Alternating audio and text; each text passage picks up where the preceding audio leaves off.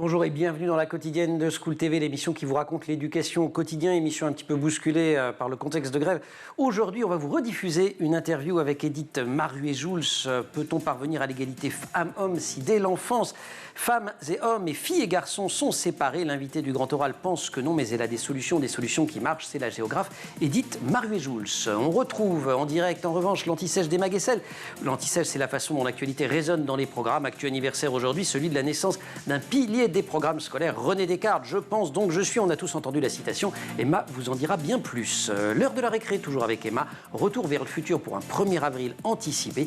Et puis enfin, comme tous les vendredis, on pousse la porte de la librairie de Célie. Conseil de lectures épiques pour les enfants et les ados. La quotidienne de School TV, c'est maintenant, c'est parti. Grand Oral. Faire advenir l'égalité femmes-hommes dans la ville, à la quotidienne, on ne sait pas trop s'il faut pour ça rebaptiser les noms de villes au féminin, comme l'a fait le maire de Pantin. Il a annoncé que Pantin serait désormais Pantine. Mais ce qui est certain, c'est que la question de fond existe et que ces inégalités d'usage de l'espace urbain, eh bien, elles commencent à l'école. C'est là que les enfants font leurs premières expériences de partage d'un territoire géographique. C'est un sujet éminemment sérieux, donc. Il est la spécialité de la géographe Edith Maruet-Jouls que nous sommes ravis d'accueillir. Bonjour Edith. Bonjour. Edith, on est content, on est hyper tenace parce que vous avez sorti à la rentrée faire jeu égal, penser les espaces à l'école pour inclure les enfants, c'est double ponctuation.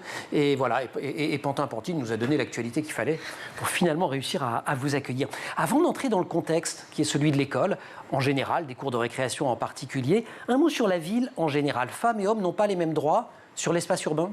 Alors si, ils ont les mêmes droits. Oui. Mais... Oui, parce que ce qui fait égalité, c'est avoir les mêmes droits. Par contre, ils n'ont pas la même égale liberté et la même peut-être justement l'accès à ce droit commun. Oui, le même usage, c'est certain, mais l'accès aussi à ce droit commun, c'est-à-dire le droit à la ville, le droit à la liberté, le droit à avoir du loisir aussi. C'est pas une posture de principe, c'est pas une posture idéologique. Vous le vérifiez. Comment vous le vérifiez, ça?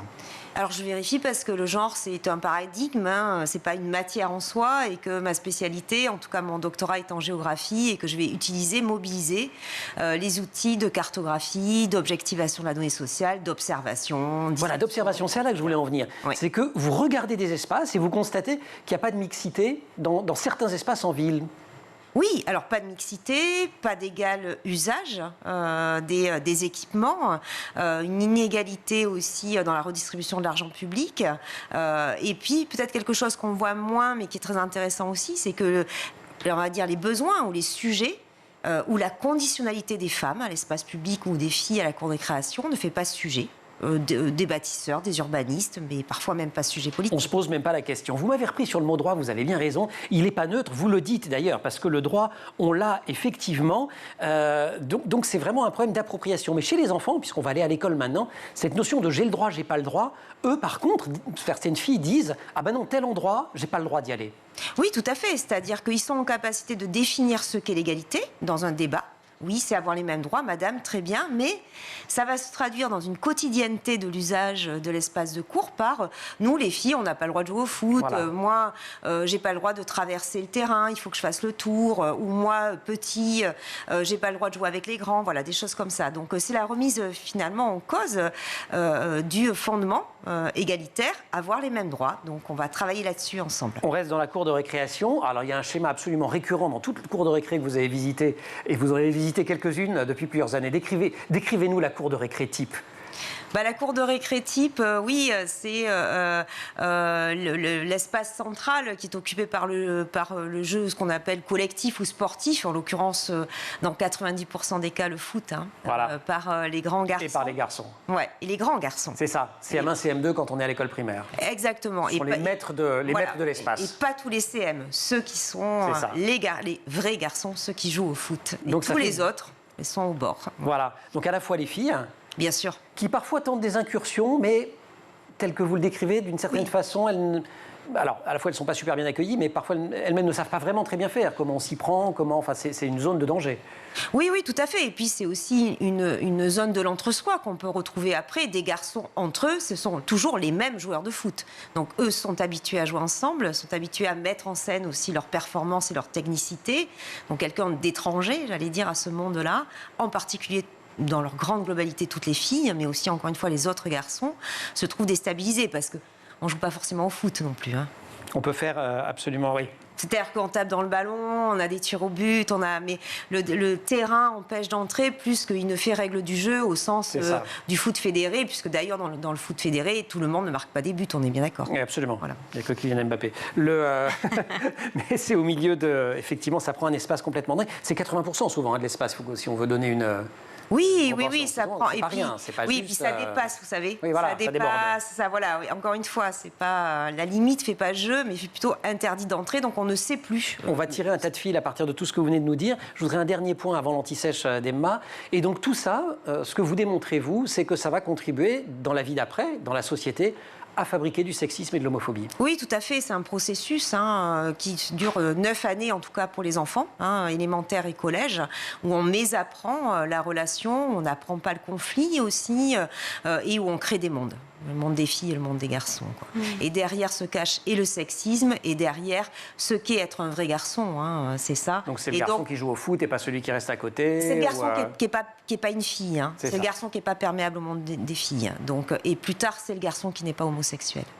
Et donc c'est comme ça qu'on arrive, sexisme, homophobie. Tout à fait. Et on pourrait faire des choses et on a raconté ce que vous avez déjà expérimenté plein de fois. Le postulat de base de mon travail est que l'absence de relation entre les filles et les garçons est le terreau des violences. Je vous cite Edwige Maruet-Jouls, invitée de la quotidienne. On vous retrouve, si vous voulez bien, juste après l'anti-sèche, Emma Guessel.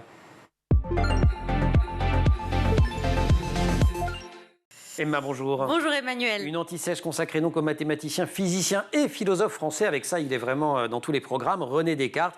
Il est né un 31 mars, c'est en 1596 et c'est évidemment un incontournable des programmes scolaires. Bien sûr que l'on croise si on choisit une spécialité maths ou physique au lycée, avec notamment les lois de Snell-Descartes et l'optique géométrique. J'ai appris ça.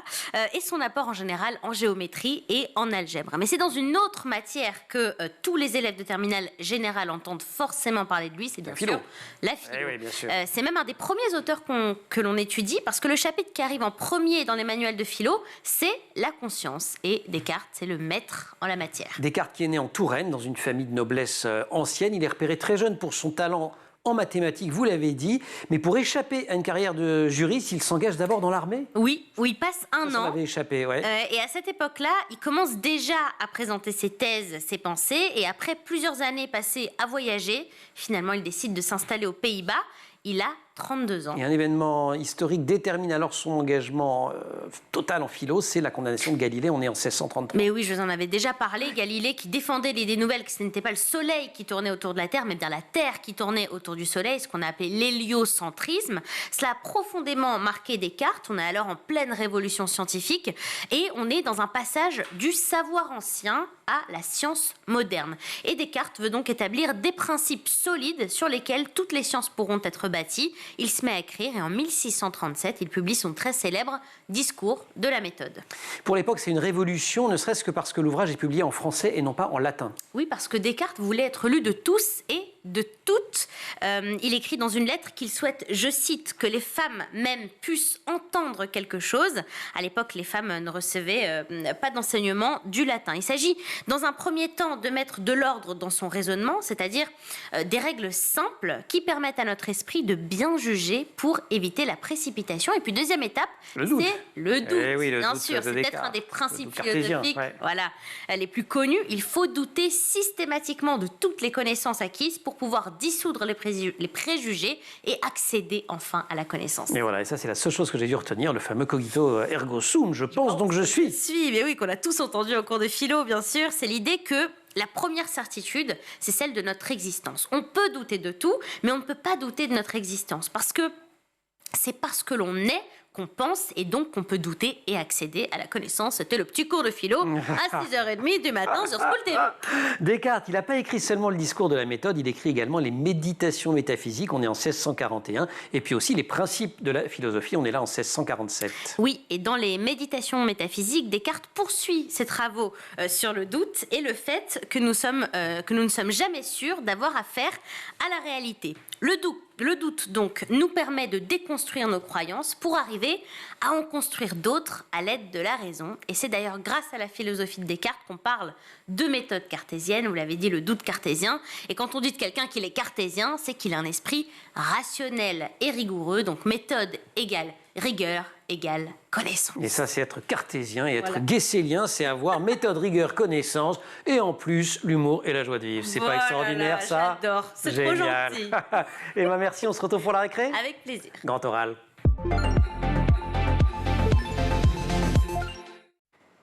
Véritables espaces publics miniatures, les cours de récréation sont le lieu des premières inégalités, en particulier entre filles et garçons. C'est ce que démontre la géographe Edith Maruet-Jules dans son livre « Faire jeu égal ». Alors il y a un jeu de mots, je ne sais pas si on le voit dans ces écrits un peu petits, il faudrait faire un énorme zoom, mais sur jeu, c'est jeu moi, enfin, comme je tue nouveau il, et le jeu, le fait de s'amuser.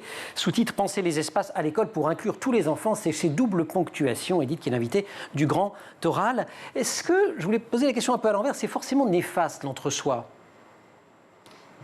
Non. C'est l'ancien garçon qui joue au foot qui vous demande. En fait, c'est pour un ami. Non, ça dépend. Si la question c'est est-ce que faire relation filles-garçons et femmes-hommes, ça a une valeur sociétale, la question est étrange aussi dans ce sens-là. Ouais. Est-ce que, voilà. En tout cas, ce qu'il y a, c'est que l'entre-soi, c'est la norme. C'est ça. C'est autre chose qu'on constate ensemble. C'est-à-dire la vraie question, elle est est-ce que jouer ensemble, rire ensemble, manger ensemble, filles et garçons, ça peut être aussi une forme de norme. Voilà. Et c'est cette compétition entre ces normes finalement qui pose problème. Les enfants, comment ils le vivent alors? Vous faites énormément de terrain, vous êtes j'allais vous qualifier de géographe de terrain, vous conseillez beaucoup de collectivités sur ces questions-là, et vous faites beaucoup d'enquêtes. Qu'est-ce qu'ils vous racontent les enfants? Les enfants, c'est important parce qu'ils racontent une quotidienneté dont ils prennent conscience. C'est-à-dire que la question, c'est pas dans ma tête en fait, à moi d'adulte, le fait de ne pas pouvoir se centrer, de ne pas pouvoir avoir de la place pour faire ses propres jeux aussi, puisque là, la question qui nous est posée, c'est jouer avec. Est-ce que je peux jouer avec les garçons au foot? Mais c'est aussi de la place pour moi, pour le sujet que je porte. Ce que j'ai envie de faire... le jeu JE. Oui, le jeu, mais le jeu JE, le jeu JEU, vous savez, on entend souvent dire les petits jeux de filles. Mais quelle est cette expression? Ça veut dire que ce qu'elles portent, c'est petit déjà. Et qu'on n'a pas besoin donc, de l'organiser, on n'a pas besoin de leur donner une place. Mais jouer au papa, à la maman, faire tourner la corde à sauter, courir, épervier, chat, etc., qui sont des jeux mixtes d'ailleurs, souvent les filles papa et la maman, mixité. C'est un peu de palette, voilà. mais c'est ce que je veux dire, c'est que c'est pas parce, c'est l'inégale valeur, elle est là aussi. C'est-à-dire que les sujets qu'elles portent, elles, on n'a pas besoin de les organiser, on les laisse, tomber. Donc elles font jamais groupe non plus, c'est-à-dire nombre. Et d'ailleurs, elles font jamais non plus citoyenneté au sens où vous l'avez très bien expliqué, Madame, sur cette exposition. C'est-à-dire ce qu'elles portent, elles aussi, comme lutte. C'est leurs conditions et c'est leur sujet. Oui, en premier lieu. Oui, tout à fait. Ouais. Encore que souvent on se rend compte que quand elles gagnent dans leur lutte, ça profite à pas mal de monde quand même. Mais bien sûr. Et à commencer par les hommes. Les adultes, est-ce qu'ils s'en rendent compte dans les écoles? Parce que ce schéma de la cour de récré genrée, finalement, on l'a connu quand on était enfant, on a vécu avec, on a grandi avec. Au besoin, on s'est ouvert aux questions d'égalité femmes-hommes, alors même qu'on l'avait vécu. On s'en rend compte?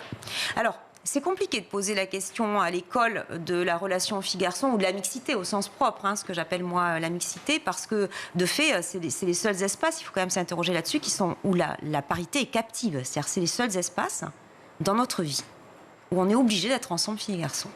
Donc les enseignants et les enseignantes, les animateurs et les animatrices, ils voient des filles et des garçons dans leur quotidienneté. C'est ça. Mais ils n'interrogent pas forcément jouer ensemble ou toutes ces questions-là, j'ai envie mais je peux pas, on m'interdit, on m'insulte, je voudrais prendre de la place pour mes jeux mais je peux pas. Et puis on pense souvent que la cour de récréation, c'est un biais aussi ça.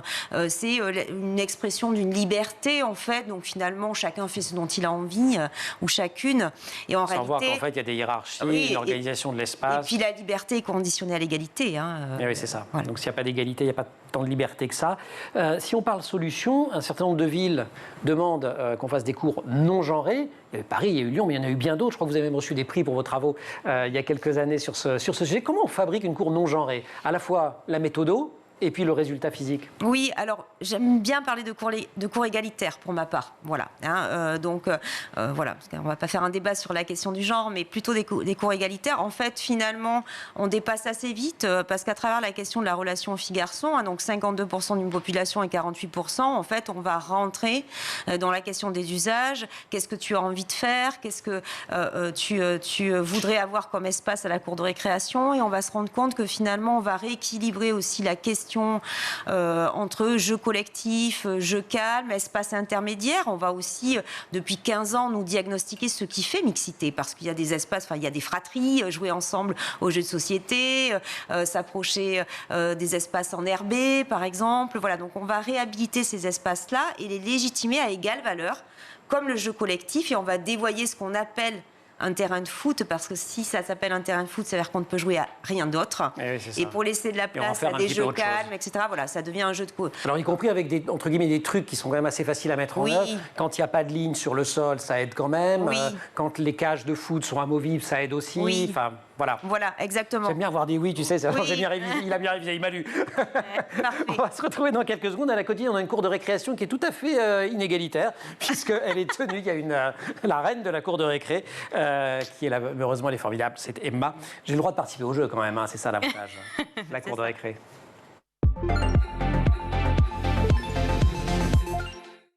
Et c'est une récré dramatique, Emma, parce qu'on est le 31 mars. Vous rêviez de faire une récré le 1er avril. Bah oui, je sais. Vous allez nous le faire quand même. Mais bien sûr que je vais le faire quand même. Allez, poisson d'avril anticipé. Mais voilà, je pouvais pas...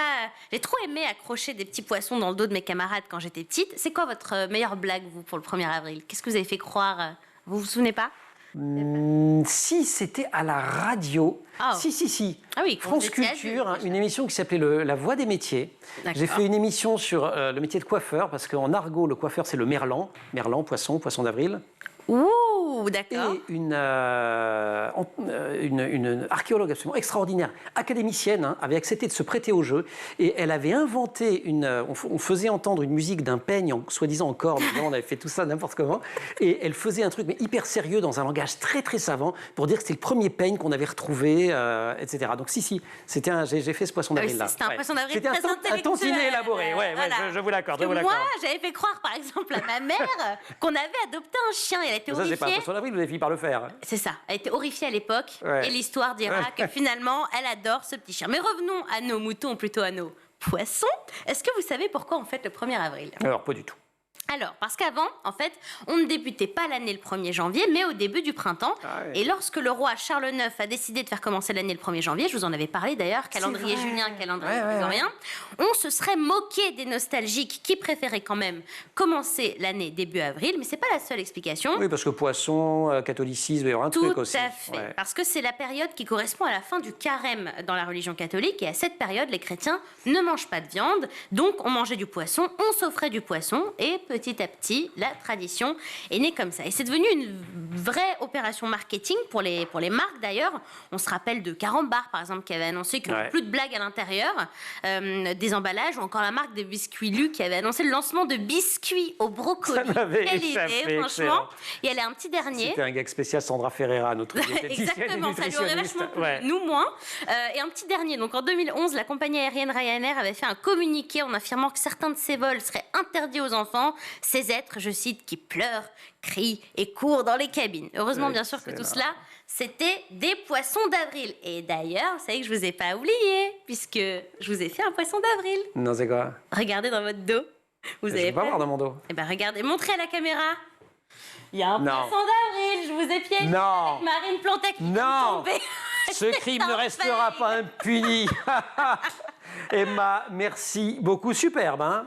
Je ne sais pas qui a décidé. Avec Marine, on a toujours des bonnes idées. Super. Et ben voilà, j'aurais dû improviser un poisson d'avril, je n'en ai pas. Mais nous allons retrouver l'invité du Grand Oral, le Grand Oral. Liberté, égalité, fraternité, la devise républicaine est inscrite au fronton des écoles, mais une fois le porche d'entrée franchi, on se rend compte que la simple égalité d'usage de l'espace existe rarement, en particulier entre filles et garçons, et on en parle avec vous, la géographe Edith Maruet-Jules. Idéalement, il faut, vous l'avez dit en tout début d'émission, vous parliez d'investissement. Je ne vous ai pas repris à ce moment-là, mais si on en dit deux mots, et là, c'est pas seulement vrai dans la cour de récré, c'est vrai aussi dans la ville. Vous avez constaté que l'argent va aux hommes ou aux garçons dans les équipements. Objectivement. C'est-à-dire qu'aujourd'hui, tout ce qui est installé sur l'espace public, en termes d'équipements lourds, visibles, etc., prescriptifs, un city-stade, un skypark, un boulodrome autrefois, un terrain de foot aujourd'hui. C'est des activités à dominante masculine. Oui, objectivement, c'est-à-dire il y a plus de 90%. Alors c'est pas tous les hommes, parce que là aussi, c'est aussi une privatisation d'espace public. C'est certains Par une partie des hommes. Exactement. Ouais, c'est ça. Voilà. Ouais, c'est vrai, sur le skatepark, moi, non. Et c'est pas non plus de la mixité intergénérationnelle, c'est pas non plus de la mixité valide, non valide. La mise en scène de la performance, de toute façon, va exclure aussi 90% quasiment de la population. Exactement. Parce qu'on est en ville et donc c'est sous le regard d'autrui. Oui. Et c'est vrai que typiquement quelque chose comme la pétanque qui peut sembler... pas obligé d'être champion olympique, mais c'est vrai que quand c'est technique, la pétanque, monsieur. Voilà. Et du Sud, peut-être, madame. Un peu. Voilà. Non, je me tais. Donc, on peut, je le mentionnais pour les cages de but, donc dans les solutions, fabriquer ces cours égalitaires, donc en discutant avec les enfants, avec les adultes, en aménageant, en donnant d'autres fonctions, en libérant la fonction de certains espaces, en disant tout le monde a le droit d'y aller. Il y a aussi la modularité. Ça, c'est fondamental. Tout à fait. Un espace peut changer. Tout à fait. Il y a le surinvestissement aussi, parce que vous savez, un espace et une cour de récréation spécifiquement, c'est un espace saisonnier.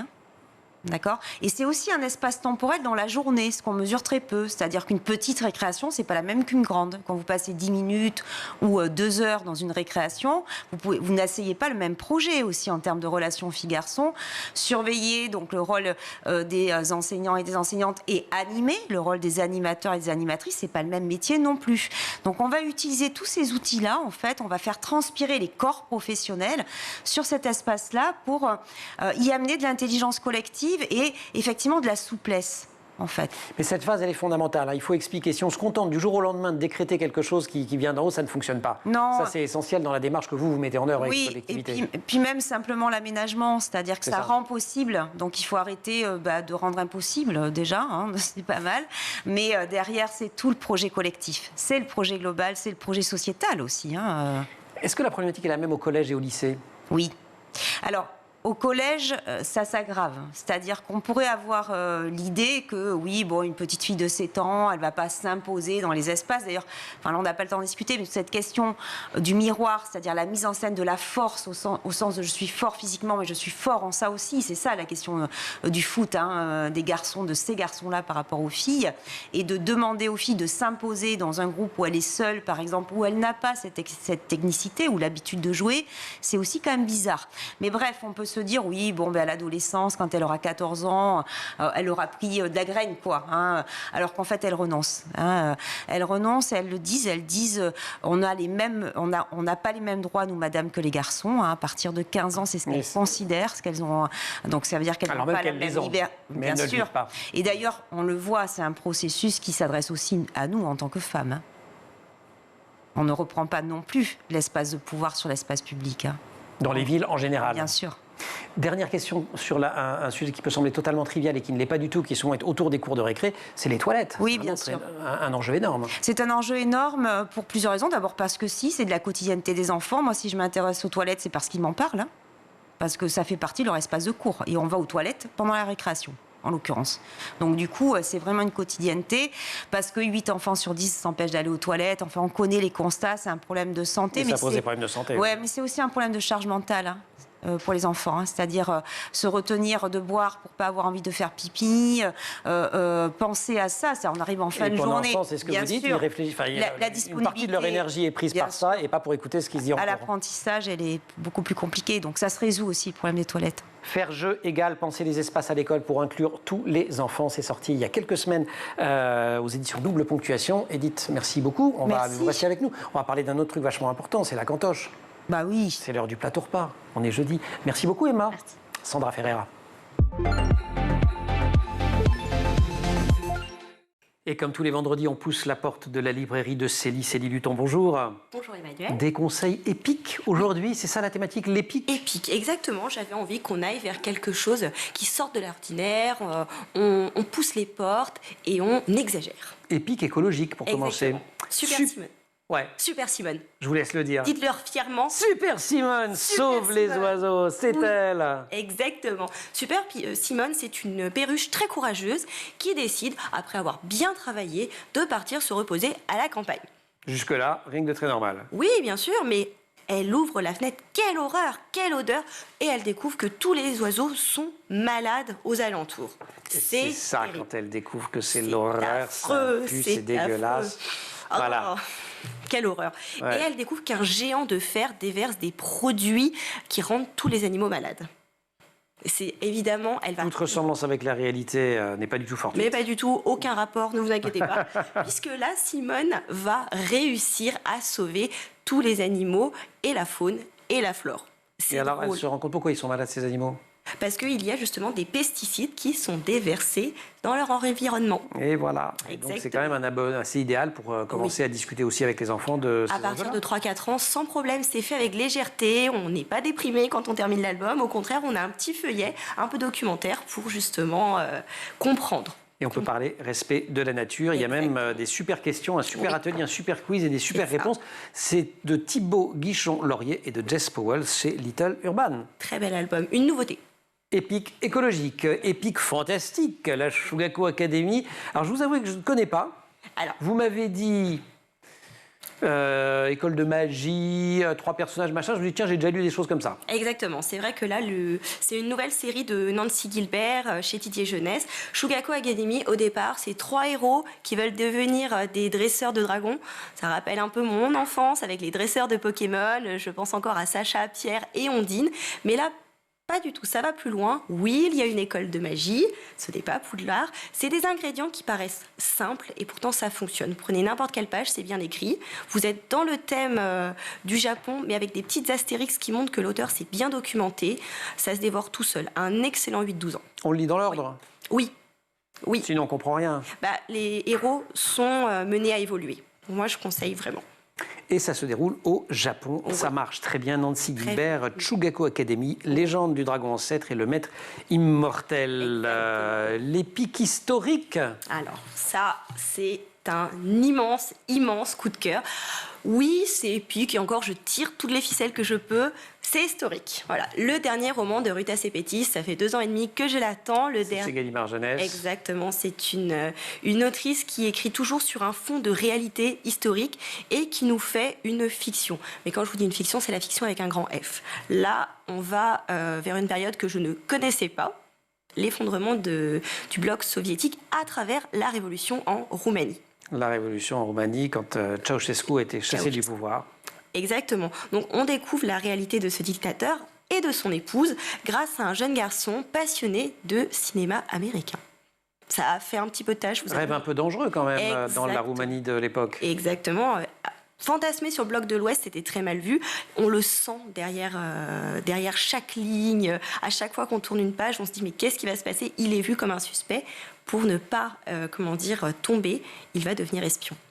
Jusqu'à quel moment? Il est espionné aussi il est convoqué par les services secrets, la terrible Securitate, qui était Exactement. l'équivalent du KGB, mais en Roumanie à l'époque. C'est ça. Moi, je le trouve très important pour les ados, même les adultes, parce que c'est un pan de notre histoire qu'on ne connaît pas. C'est un roman avec lequel j'ai pu discuter avec des parents qui, eux, ont été traumatisés parce qu'ils ont vu cette révolution à travers les médias. Les enfants ne la connaissent pas du tout. Et, et on l'a suivi en direct. Exactement. Alors, Figurez-vous, on a suivi ça. Je vais faire le parent, si vous voulez bien. Vous t'inquiétez Ma pas. petite Célie, mon enfant, je vous explique. Il n'y avait pas les chaînes d'infos en continu à l'époque. Et c'est effectivement une révolution qu'on a suivie sur une chaîne qui était la 5. Exactement. À l'époque, la chaîne de Berlusconi, et qui a retransmis en quasi-direct le procès des époux de Ceausescu. Exactement. Et on a même vu quasiment leur exécution en direct. Et les corps, effectivement. Donc ça, c'est quelque chose qui a marqué. Ça a marqué ma génération, absolument. Voilà, votre génération. Et les enfants, maintenant, ont besoin d'apprendre ça. Je n'ai jamais lu un roman sur cette époque. Sujet. Et c'est vrai qu'on a peu parlé de cette révolution parce qu'en plus elle est assez mystérieuse. Exactement. Il y a beaucoup de pans qui restent assez incompréhensibles dans cette révolution roumaine. Ruta Sepetys chez Gallimard Jeunesse, si je dois te trahir. Oui. Épique historique, épique fantastique, Shugako Academy chez Didier Jeunesse. Oui. Épique écologique, Super Simone, Simone. sauve les oiseaux. On fait une dernière fois Super Simone. Vous êtes prête? Je suis prête. 1, 2, 3. Super Simone. Célie, merci beaucoup. Fin de cette émission. Merci aussi à vous qui nous avez suivis. Et merci à toutes celles et ceux qui ont préparé cette émission. Au maquillage, Emma Razafin-Darlambeau. Marine Plantec, assistée par Dylan Colère pour la préparation, et en régie au son, Thibaut Goury-Lafont, Kylian Soula pour la réalisation. Vous restez sur School TV, vous nous retrouvez nous en permanence sur Super Simone, les réseaux sociaux.